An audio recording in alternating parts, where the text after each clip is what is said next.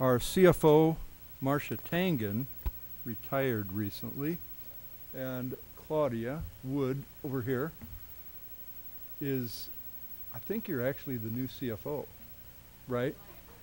Huh? On July 1st, okay. All right. So welcome. We're glad to have you here, Claudia. Director Beck will not be here tonight, and Director Gosa is participating by phone. And Director Gosa, you're with us, is that correct? I think? Yeah. Okay, great. Thank you. A lot of times when people are calling in by phone, they're on mute, and so it takes a few seconds for them to get in. We'll go ahead and start with our board priorities. And I would ask Director Hayes to read our board priorities. I'll be happy to. The Davenport School Board establishes the following priorities to ensure the academic success of all students: to provide leadership and direction to improve the overall learning environment of our classrooms, schools, and district, including the health, safety, security, and happiness of students and staff, and to direct and support actions, programs, and activities which reduce the impact of poverty on our students, their families, and our community. Thank you.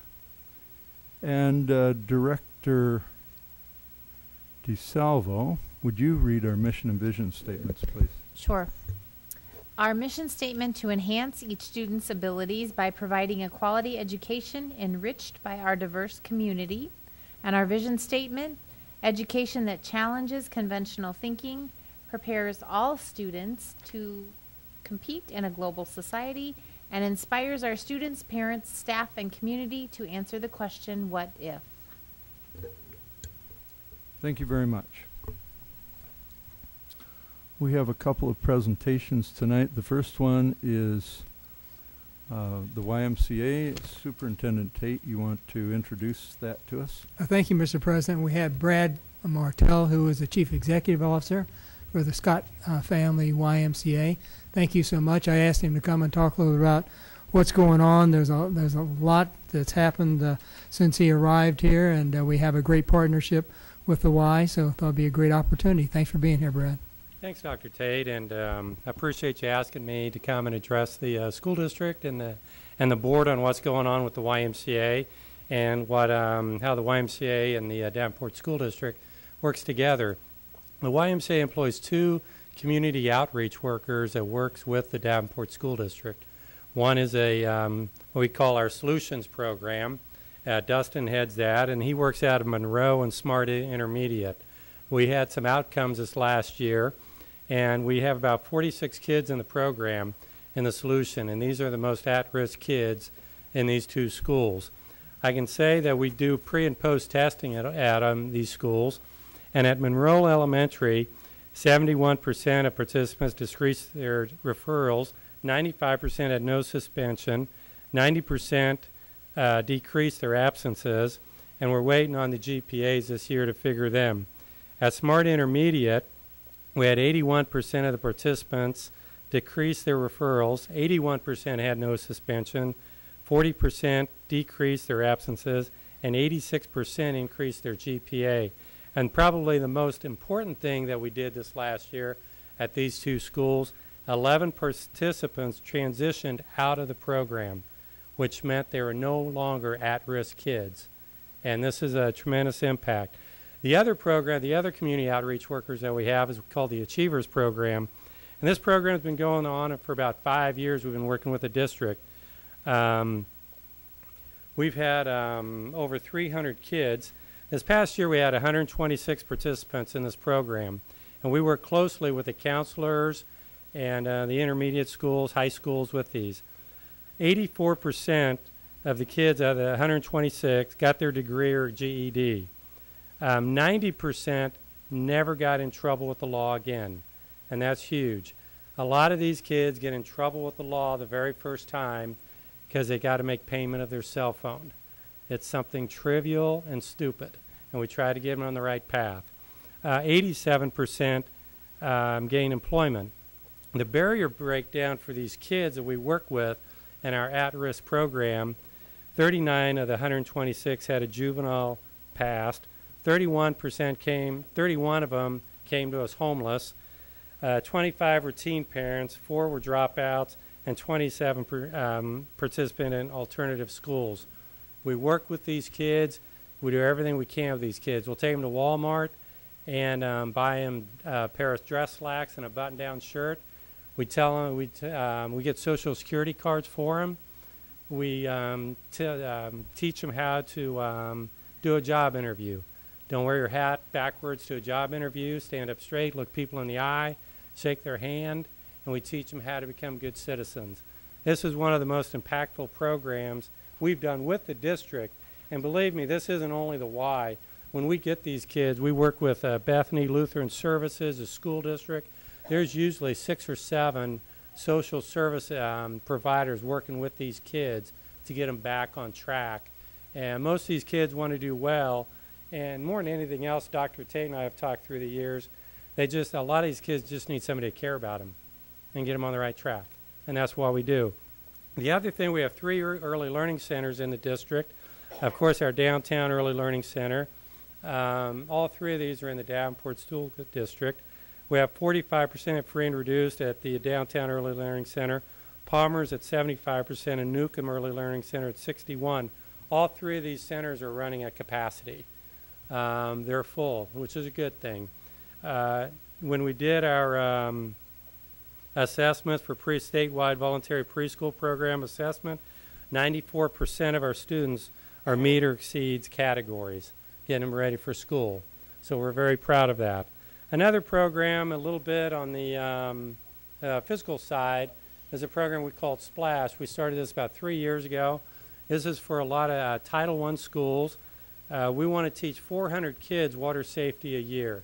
And they come downtown to the either Northwest or our Davenport location. And it's amazing that 82% of these kids had never had a swim lesson in their life. And drowning is 5 feet away. Most of the time, kids that drown are 5 feet away from safety.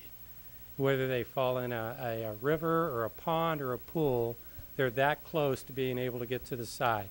And what we try to do is to promote not panic when water's over your head. They come 6 different times. It's a national YMCA curriculum, and we teach them how to get to the side. We're not going to teach these kids how to be a Michael Phelps in 6 swim lessons, but we can teach them how to get to the side. Again, anti-drowning is 5 feet away. And the other program that we're doing right now is a new one. We just started this year with a grant from the Y of the USA out of Chicago. But we have 75 of our Achiever kids and Solution kids, kids that come from Title I, they're able to go to Camp Abe Lincoln this summer. They go downtown, we pick them up on the bus, we bus them out, and I'd say out of 75 of these kids, I'm waiting to get our pre- and post-test, I'd say probably about 40 of them have never left the city of Davenport before. And it's just a great program to mainstream them. They have a blast. They go canoeing, bow and arrow, everything that everything's a new day out there for them. And we have a separate cabin and everything. We mainstream everybody at lunch and everything else, and they're thoroughly enjoying it. And I'd say the best thing about this is we've yet to have a kid not show up on Monday that didn't show up on Friday. And that means that they're enjoying it. So that's a little bit. I'm very proud of the relationship Scott County has with the Davenport School District. It's amazing how many programs we work together with. And I really applaud Dr. Tate and his leadership and being open to new things that we bring forward to him. But I guess, is there any questions for me and the YMCA? We'll see. Any questions from the board? Director Hayes. You had mentioned that some of those students transitioned out. How is that measured? What do they do to transition out of the program? Their attendance is no longer a problem. Their behavior is no longer a problem, and their grades increased. Those are our major 3. And the counselors help us decide who doesn't need the program anymore and who's a child that might cycle into the program. That their attendance and behavior has gotten worse and worse, and they need something more. Okay, thank you. Yeah. Anybody else? Ooh, Director Potts. Yeah, I was just impressed by the statistics. A lot of times we hear about this program in a school or that program in a school, but seldom are there numbers to measure the success or lack of success in a program. Yeah. And it was very refreshing to hear your numbers. But it's basically 70 to 80% of the students in the Solutions program show marked improvement in attitude, behavior, and work habits. Yeah, we have a tremendous director that works with them, and I think it's more than just, if you go to one of these schools, everybody knows who Dustin is with the Y. Everybody knows who he is.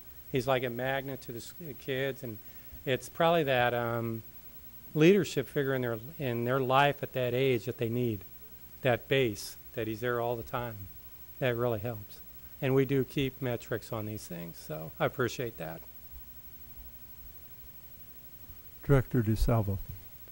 These programs sound incredible, and I'm very grateful for the partnership that we have with the YMCA. And as Director Potts said, the numbers are phenomenal. And the early learning centers, those are so critical to a lot of our parents. I know a lot of people need those programs. And for the youth in our community that are so troubled right now, I'm very comforted to know there are good programs out there. I know there's numerous things that we're all trying to do to help them, but I'm very thankful for the programs that you're offering, especially during the summertime. So Yeah. thanks for being here tonight and sharing Appreciate the it. information. Anybody else? Okay. All right. Well, thank you very much, Brad. Appreciate it. Thank you. Before we go on to the next presentation, I have to say that on the way in, I had an opportunity to meet and greet some of you, but the whole board is really thankful for all of you being here. I know that Buffalo, you're going to make a presentation here, but seriously, it's important to us that you're here and participating. Thank you very much for being here. The next presentation will be made by Cindy Berg, right? And do you have the information? Are you going to talk about who you are, the title of your presentation, the purpose? Are you going to talk about that before you get into it? I can, yeah. If you wouldn't mind doing that, tell us who you are, your address, and this is not a regular open forum. This is a presentation, and so Cindy has been given some additional minutes to go ahead and make the presentation. Right. Go ahead. Well, first of all, thank you for allowing me to present. My name is Cindy Berg. I live at 112 Valley Heights Road. My mailing address is Bluegrass, Iowa, but I am in the Buffalo Elementary district or boundaries. And I'm here tonight to make sure that you know what you need to know about Buffalo Elementary. We heard some things that were discussed at the meeting last Monday, and we're encouraged to hear that the directors are all listening to what we're sharing at the public forum and in other fashions. But the fact of the matter remains that Buffalo is still on the list, and we don't believe our job is done. I'm here speaking, while I presented myself as the speaker, I'm here on behalf of the parent group you see here and the city of Buffalo. We met as an entire group several Sundays ago when it was first announced, and the decision was made at that time to request this presentation. Since you all know there's a time period to allow for that, that's why we're just now getting to the presentation. So our presentation here is to let you know what you need to know about Buffalo, and we'd ideally like to see you remove it as an option because it doesn't sound like it's a real popular one to start with. And we hope that what's here tonight will further convince you of that.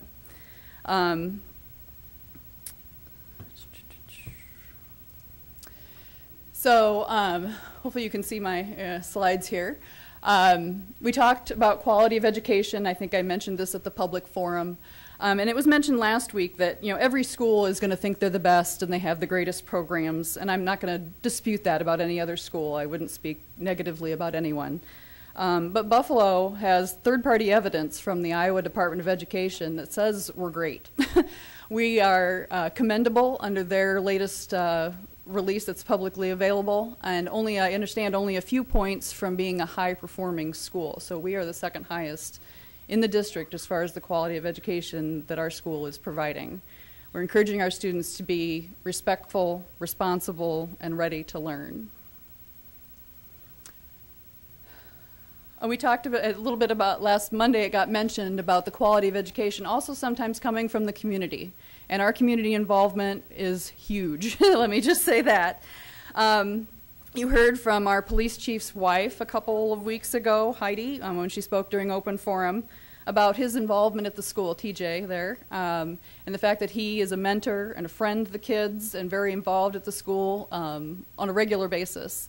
And when he was severely injured last fall, the students' reaction was immediate. That sign you see down in the right-hand corner was put up right away outside of the school, and that was coming from one of the kids. And when TJ was finally well enough to come visit there on the left, the kids were ecstatic to see him. His relationship with them is extraordinary. And it doesn't just end with TJ, or even the rest of the Buffalo PD that have picked up for him since he's been gone. They've filled in for him in many ways. But Buffalo Fire is involved with our school. They even provided a fire truck ride as an incentive for our kids. And businesses in the area regularly support both the STEAM Lab and various programs that we have funding needs for within the school. And our tradition, what you think of as traditional community, our parents and our grandparents are very involved, from events like Breakfast with Mom and Dad, where it's literally so packed that people are sitting on the floor because there's not enough seats in the cafeteria for everybody to sit. And Grandparents' Day, where our grandparents come and there's not enough places to sit in the classroom because there's so many grandparents there. And what really encourages me about all of these, I mean, not only are they packed, actually that picture doesn't even give you the full picture of how packed it really was. Many of our kids, if they don't have somebody there, kind of get adopted. When, you know, there's somebody in the classroom that doesn't have a grandparent show up or doesn't have a mom or dad show up, they're sitting at the table with somebody else and they get kind of adopted into the group. It's truly a community from that perspective. Our school, a small school means close ties. When it was first announced about Buffalo being added as an option, some of the comments on Facebook struck me as, you know, really representing what our school is about. The one in the lower middle there talks about the close-knit feeling at the school, and that's coming from somebody that isn't physically located in Buffalo. She's coming from outside because she enrolled her child, open-enrolled her child into the, our school for the STEAM program. So she recognizes the benefit of that close-knit community. And the comment on the left came from a parent whose student is part of the BD program at Buffalo. And she notes there, you know, the closeness of the relationships, and while the community is small, it's strong, and how it's impacted her child more than any other program that he's been involved in.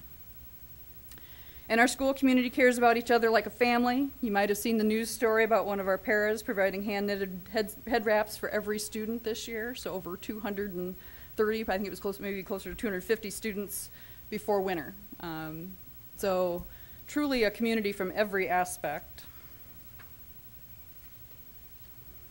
And a strong community means strong connections and lasting impressions. So this year, our Buffalo Elementary invited graduates to come back and walk the halls. We had 15 graduates show up, 21 last year. And so while we're one of the smallest schools, we obviously are making a big impact because we're having big numbers come back compared to some of the other schools. So in case you're concerned, I'm just going to tug at your heartstrings. I've got some numbers too. It was mentioned last Monday, I believe, that the net cost savings that was shown on the information you were provided did not consider the additional transportation costs. So I wanted to do the addition and subtraction for you here.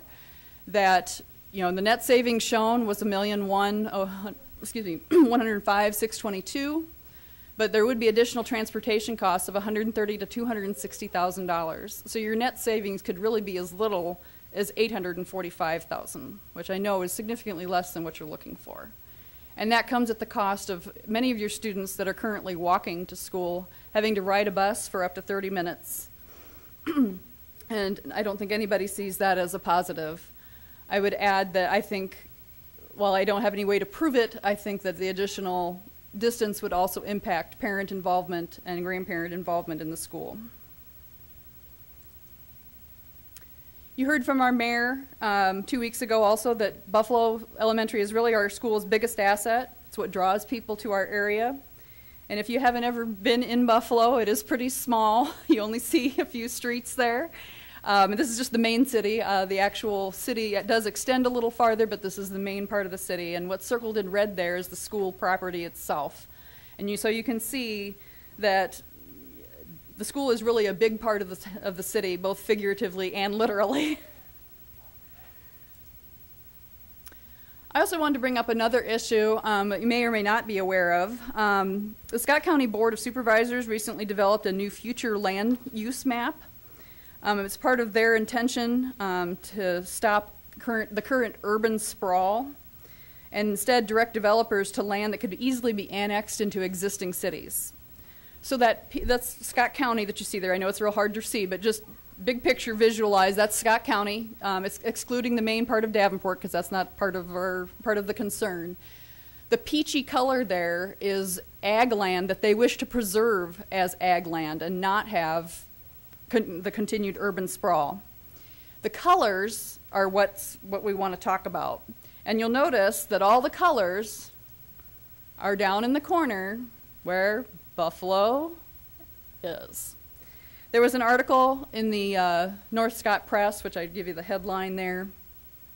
But basically, you can see that, I won't name off all the colors, but basically they've identified a lot of areas around Buffalo that are going to be areas that developers are directed to. For some of you that have been on the board for a while, you may remember that Buffalo lost students with the loss of Lake Kenyatta. That made a significant impact on our numbers. We're just now kind of recovering from that. This could mean future growth opportunities. I mean, basically this is saying that developers are going to be directed to our area. And while I know this probably doesn't constitute a city neighborhood revitalization plan like you list in your miscellaneous factors, we believe it's something to be considered. Finally, students from all over, I'm going to have to do a little switcheroo here. Students from all over visited our STEAM lab. And in fact, we were the second highest field trip, only second to the Putnam this year. And I think really this commercial that is for our open enrollment, hearing it from the students is the best. So I'm going to play it here.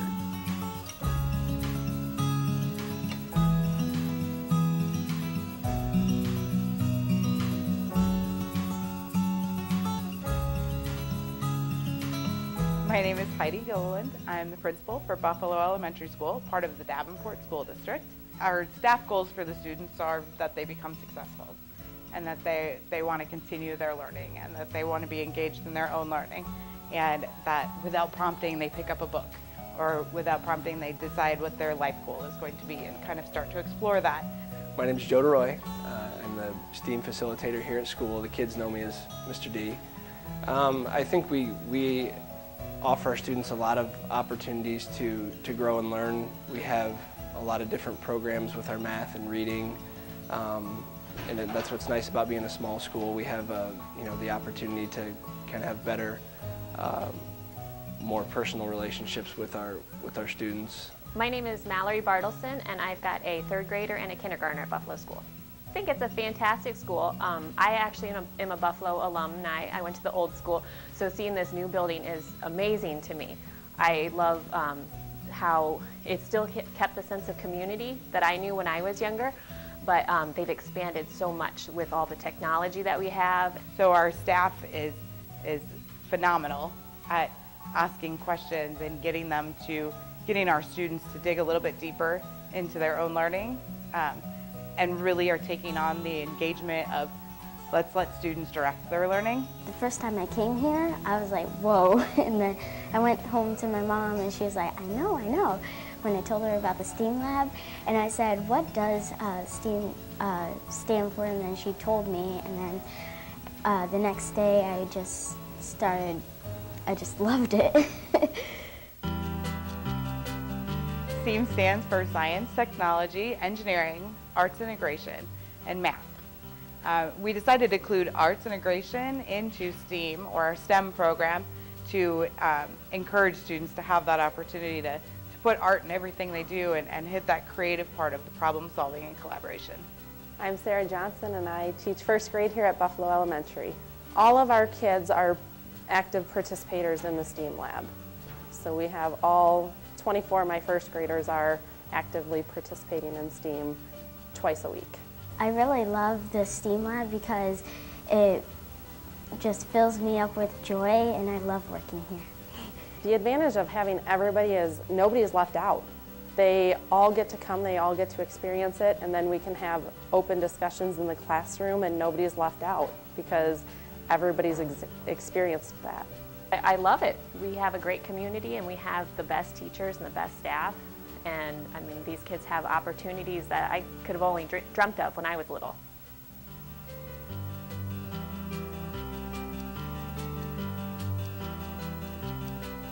Whoops.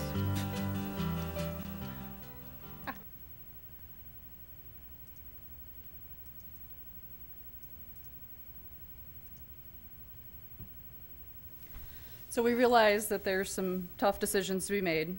And yes, the STEAM lab equipment itself can be moved at a significant cost, but the culture and the community doesn't move on completely. Open enrollments are happening. Buffalo's only positioned for growth, so please don't derail that now.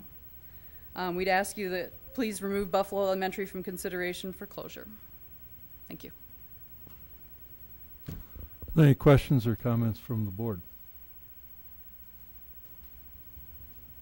Okay, well, thank you very much, Cindy, for that presentation. Thank you. It was very informative, and I'm sure that the board heard what you had to say. Thank you. We'll move on to board reports. Are there any?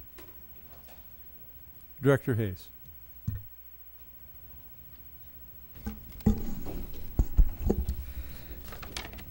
I went last Friday, I think it was, a couple Fridays ago, I went to the Mayor's Youth Community Action Summit, which was the first of many discussions to discuss ways of dealing with the juvenile crime within the area.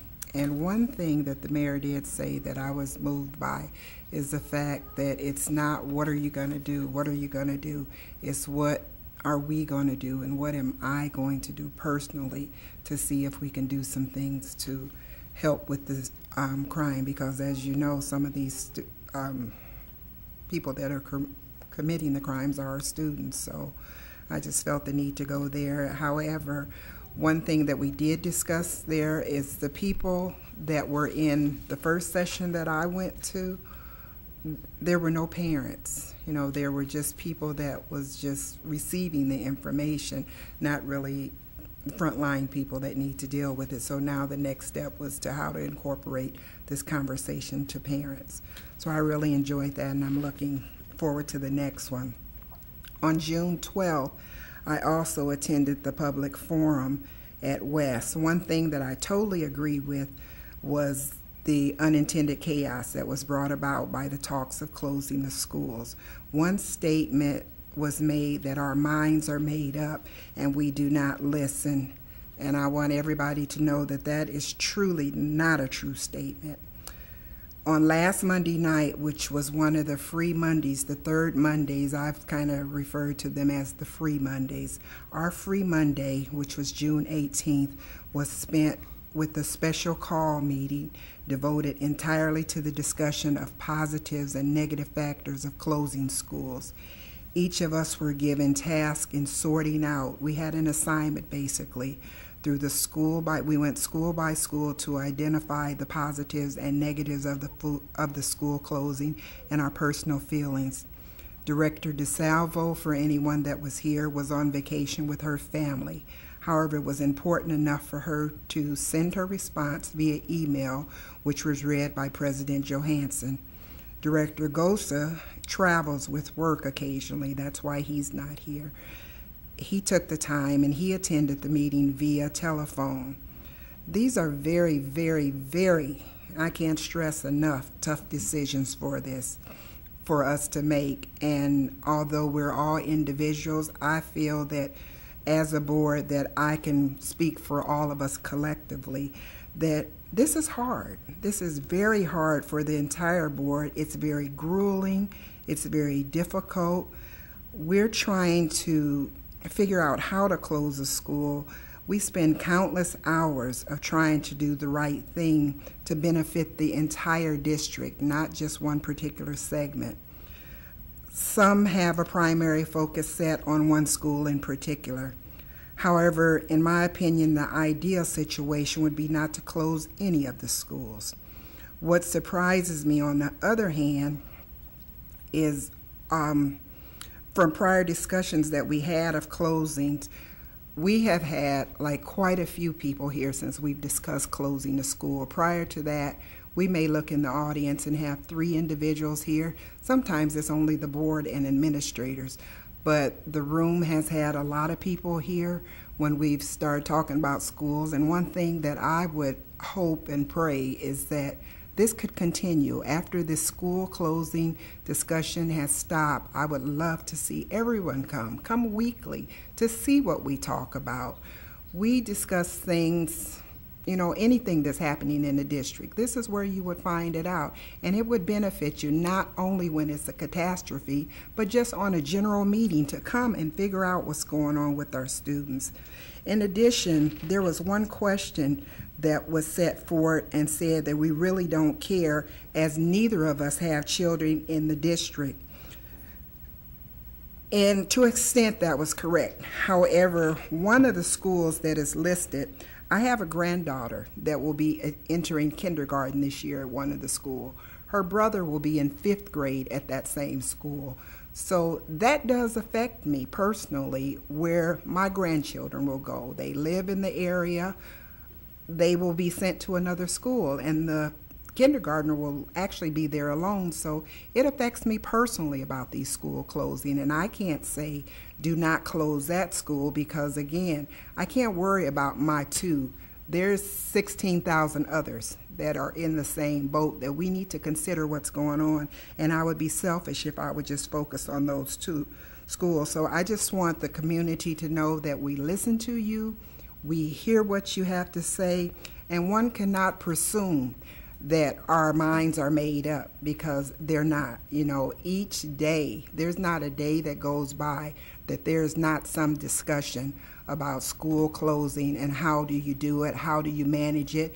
And I'm sure everyone up here can literally say, when we're not sitting at this table, that there's not a day that goes by that you don't think, what are we going to do about these school closing? What are we going to do about these cuts? How are we going to work it out? But I can tell you, on that date of those the votes for the for the closing of the schools, I will not arbitrarily take a vote.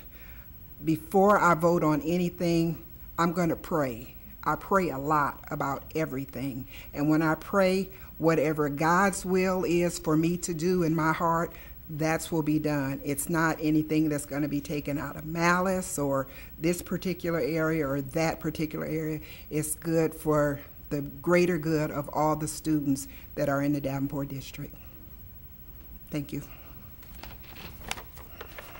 Thank you for that. Are there any other board reports? Okay, very good. We'll move on to communications. Director DeSalvo, would you please read those for us? Sure. June 28th, Thursday from 5 to 7, there's a joint meeting of the school board and the Davenport City Council here in the ASC Jim Hester boardroom. July 2nd, Monday at 5:30, committee of the whole meeting here in the ASC Jim Hester boardroom. July 4th, Wednesday, this is a holiday and we will be closed. July 9th, Monday at 6 p.m., regular board meeting in the ASC Jim Hester boardroom. July 11th, Wednesday at 4 p.m., there's a policy meeting in the ASC Executive Boardroom. There's a date change for the September Vision 2020 Public Forum. It's Wednesday, September 5th from 6 to 7:30 in the North High School Auditorium. Previously, this was scheduled for September 12th. You may also share your thoughts and questions or concerns at our feedback site. There's a link to it on our website.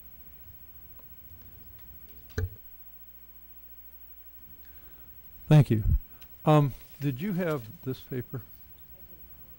Yeah, at least just to note it, it's not going to be posted till tomorrow, right? Okay. Okay. But it is going to. Okay, great. Thanks. So Wednesday, June 27th at 5:15, we will be holding an emergency meeting to discuss the School Budget Review Committee that has granted an emergency meeting for Dr. Tate as requested.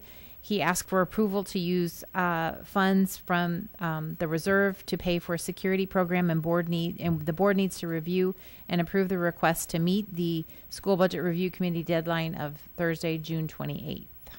Okay, thank you. Next is open forum. We have no open forum requests that I can tell, but again, you know, we have a lot of important issues coming up, and open forum is available at every regular meeting, and we encourage all of you in the community to speak to the board, to take advantage of that opportunity to express your positions, and really all you have to do is come a little bit early. We have sign-in forms over there, and go ahead and sign up, give it to the secretary, and you would be able to participate in open forum. Next is the consent agenda. May I have a motion? Mr. President, Director DeSalvo. I move that the board approve the consent agenda as written. Thank you. Is there a second? Second. Is there any discussion? Call for the vote. Director DeSalvo. Yes. Director Hayes. Yes. Director Gosa. Yes. Director Potts. Yes. Director Mayfield. Yes. And my vote is yes. Motion carries. Thank you. May I have a motion regarding the approval of bills? Mr. President, Director DeSalvo. I move that the board approve the following resolution as recommended by administration for adoption of the bills from the bill listing periods of June 7th, 2018 through June 20th, 2018. Resolved, all claims presented to the board having been duly certified as correct by the secretary, reviewed by the administration and board members, and they are hereby audited and allowed as just claims and warrants drawn on the treasury for the several amounts. Further resolved, the payment of claims and salaries be approved as presented for the periods of June 7th, 2018 through June 20th, 2018. Thank you. Is there a second? Is there any discussion? Okay, call for the vote. Director DeSalvo. Yes. Director Potts. Director Hayes. Yes. Director Mayfield. Yes. Director Gosa. Yes. And my vote is yes. Motion carries. Thank you. Superintendent report. Thank you, Mr. President. On June 15th, I attended the 243rd anniversary of the U.S. Army. It's done each year by the Rock Island Arsenal, the Quad City Chamber of Commerce and Association of the United States Army. For the second year in a row, one of our junior RT students this year from Central High School sung the national anthem. Aubrey Beasley is a freshman. She's going to be a sophomore. She did a great job. I was very, very proud of her, and I was able to sit at the table with her and her father. On July 3rd at 12:30, we will have our meeting with the SBRC. We're going to do it by Zoom, so we'll be here. And this is the first time in 20 years they've done this for just one district. I was surprised that they're going to do this at all.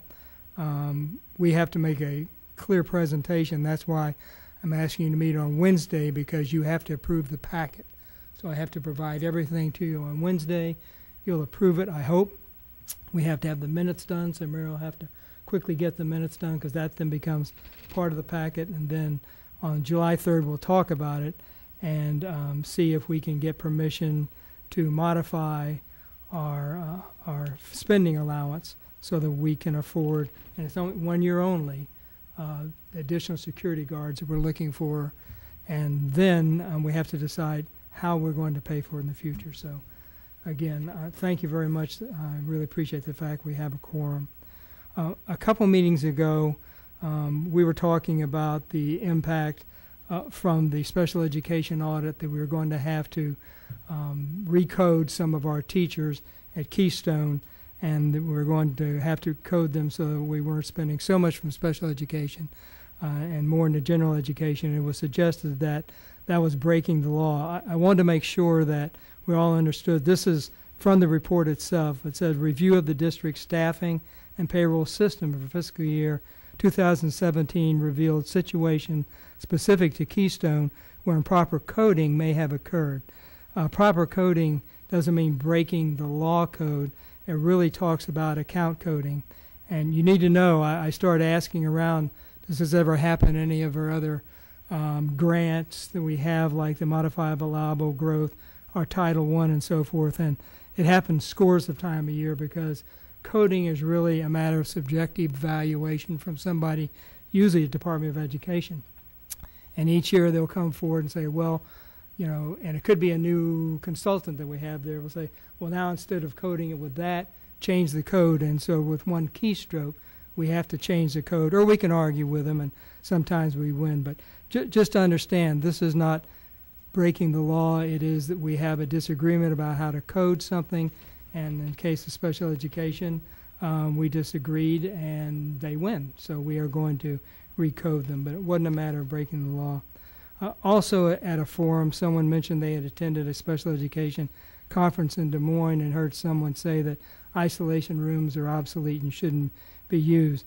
This was a different interpretation that I understood we have from the Department of Education. So I actually asked Ms. Pace Tracy to get a determination and see if something had happened we hadn't heard about. And the response from Barbara Guy, who's the director of special education, said, the Iowa Department of Education did not make any statement at the symposium, nor in any other formal guidance, that isolation rooms are obsolete. It may be that one of the presenters referenced other practices that may be as or more effective, which could make such rooms obsolete, but the department has not made such a statement. So again, I just wanted to check and make sure we had the right information. These isolation rooms are a big topic. They're a big topic federally, and we'll see a lot more of it. So we are onto it. We're studying it. We have, in fact, just completed an audit of every room in the district. But I just wanted to clear up that as of yet, the department has not said you can't use isolation rooms. Let me just check. I think that's it. All right, thank you very much. We'll move on to items requiring action.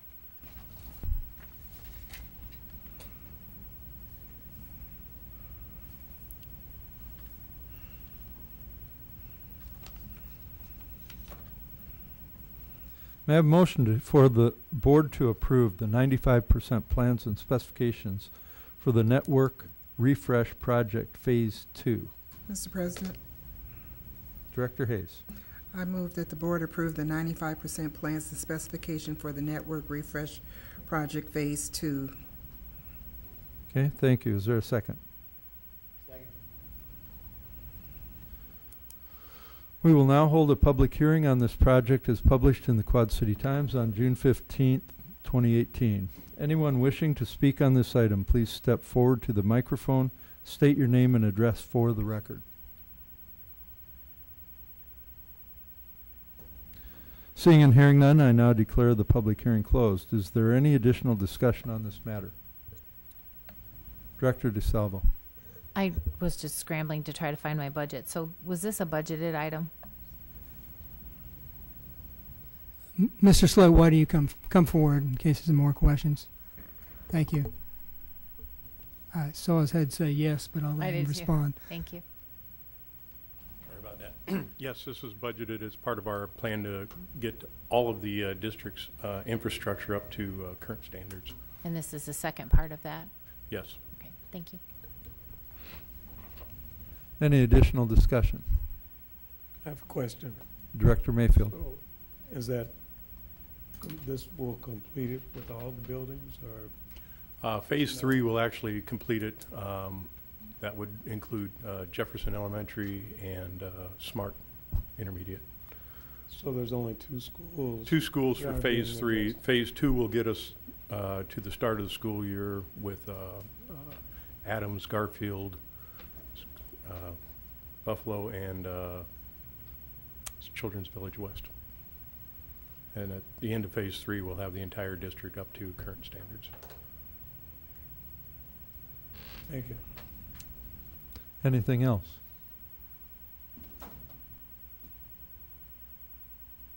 Director Gosa, on these, and I know I don't want you to feel left out, but you'll just have to kind of barge in before we go ahead and call for the vote if you have anything. But I'm going to call for the vote. Director Hayes. Yes. Director Potts. Yes. Director Mayfield. Yes. Director DeSalvo. Yes. Director Gosa. Yes. And my vote is yes. Motion carries. Thank you. May I have a motion regarding the approval of the bid for Adams, Williams, Wood, and North LED lighting project? Mr. President, Director DeSalvo. I move that the board approve the administration's recommendation to approve the lowest responsible and responsive bid from Tri-City Electric in the amount of $206,067 for the Adams, Williams, Wood, and North LED lighting project. Thank you. Is there a second? Second. Is there any discussion? Okay, call for the vote. Director DeSalvo. Yes. Director Hayes. Yes. Director Gosa. Yes. Director Mayfield. Yes. Director Potts. Yes. And my vote is yes. Motion carries. Thank you. May I have a motion regarding approval of compensation package for administrative employees? Mr. President, Director Hayes. I move that the board approve superintendent's recommendations to approve the compensation package totaling 2% for administrative employees for the 2018-19 school year. Thank you. Is there a second? Second. Is there any discussion?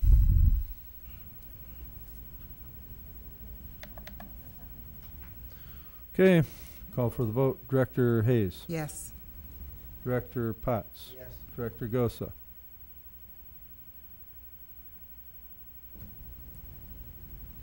No. Director Mayfield. No. Director DeSalvo. Yes. My vote is yes.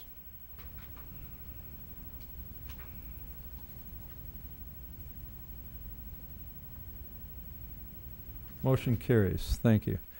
May I have a motion regarding approval of compensation package for non-bargaining, non-administrative employees? Mr. President, Director Hayes. I move that the board accept superintendent's recommendation and approve the compensation package totaling 1.99% for non-bargaining, non-administrative employees for the 2018-19 school year. Thank you. Is there a second? Second. Is there any discussion?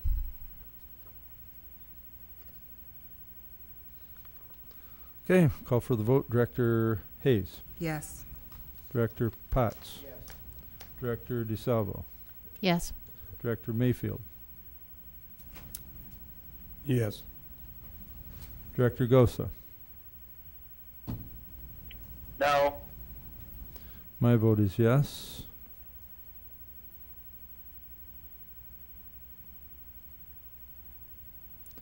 Motion carries. Thank you. I have a motion regarding approval of contract extension for Reinhardt Food Services, RFP.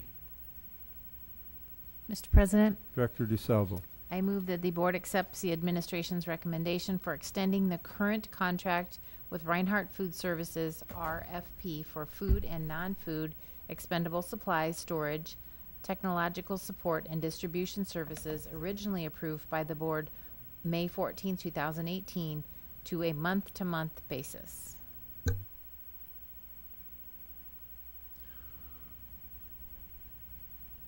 Thank you. Is there a second? Second. Is there any discussion? Director DeSalvo. I have a question. So we approved the contract, but now we're having to change that to a month-to-month agreement because of a protest to that approved contract?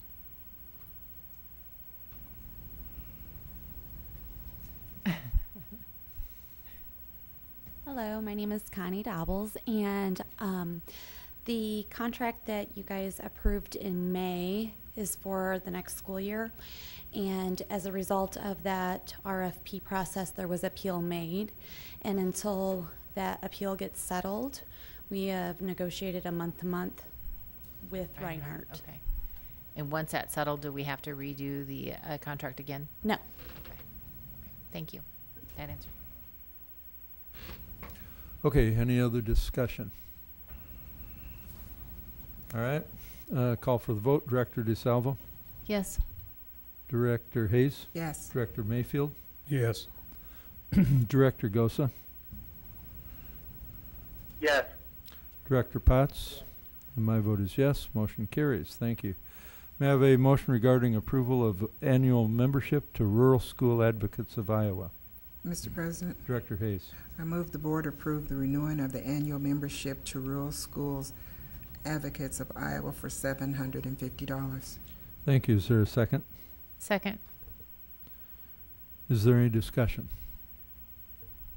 Director DeSalvo. This comes out of the board's budget, the membership part of it? I believe that's the way it's Well, supposed to airport work. quad, yeah. Yeah. Okay. And I would just like to advocate a little bit for them. I don't know if that's appropriate or not, but this Yeah, group it has is. helped us immensely this year. They continue to help us with lobbying for funding for education in the state of Iowa. They're there when we have questions. Margaret is simply amazing and it is very quick to come to our aid with any questions that we have. So I would support this, obviously. Thank you. Thank you. Any? I'm just allergic to these rural things. Yes. Is there any other discussion? I wanted to say a couple things too, because we will have two additional requests probably coming to the board. One is for the IASB and one is for the UEN. And these are different organizations that the board participates in for a variety of reasons. But the Rural School Advocates of Iowa is an organization that the board joined probably 2 or 3 years ago, I don't recall. And it is an organization that is focused on rural schools. And when the board first talked with them, they said, well, you have some rural schools. You have Walcott, Bluegrass, and Buffalo. And because rural schools are a little bit different, and in the way that things happen and the way that that these organizations advocate.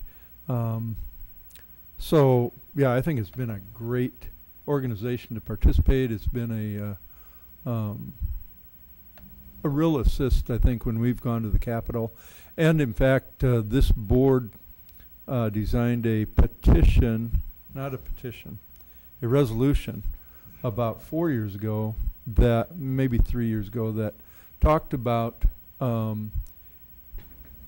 equity with respect to per pupil funding or spending, and then also equality with respect to transportation costs. And transportation costs throughout the state vary widely, and for a lot of rural schools, it's a huge piece of their budget, and some of them, I think, are spending over $1,400 per student because of the size of their district, and that comes out of their regular budget. So anyway, I just wanted to advocate also for participation, continued participation in this organization. Any other discussion? Okay, we'll call for the vote. Director Hayes. Yes. Director DeSalvo. Yes. Director Mayfield. Yes. Director Gosa. Yes. Director Potts? Yes. My vote is yes. Motion carries. Thank you. May I have a motion regarding approval, excuse me, of Edgenuity contract? Mr. President, Director Hayes? I move that the board accept administration's recommendation and approve a 3-year contract with Edgenuity Incorporated to provide credit recovery and online learning services in the amount of $240,000. Thank you. Is there a second? Is there any discussion? Director DeSalvo? I was hoping you were here. I thought I saw you come in. So I just had a question. Reading over the memo that we were provided, it sounds like this vendor is going to cost us, is it $10,000 more than the existing vendor? Can you just describe again why you feel that's necessary? Absolutely. So part of our credit recovery system is allowing students to catch up. What Edgenuity will allow us the flexibility to do is to create an online classes for students that may not be able to take a certain course or to push themselves ahead. What Edgenuity gives us is the ability to create an online high school, so to speak. We're nowhere near that, and there's not very many examples in the state, but that's what this software gives us. So that it's more robust, and it gives us way more options than just credit recovery. So we're purchasing this software and we can develop it with them into what we need? Absolutely. As a matter of fact, last week Edgenuity worked with a group of our teachers to begin to build the classes inside of there. The classes that they have inside of there, they should have videos. You can do labs actually. You can grab this to pour into there and see what color it makes. And I mean, it's digitally. It's obviously not the same as you would have in the class. Mm-hmm. But from there, it's just way more robust, and we can align it to our standards of our classes to really build online classes. An example of that would be, say, for example, speech. A lot of students might have anxiety about doing speech. Well, that's offered through Edgenuity. Say if a kid has troubles getting to this class, well, it has the potential to offer an online class with one of our teachers. So it's really way more robust.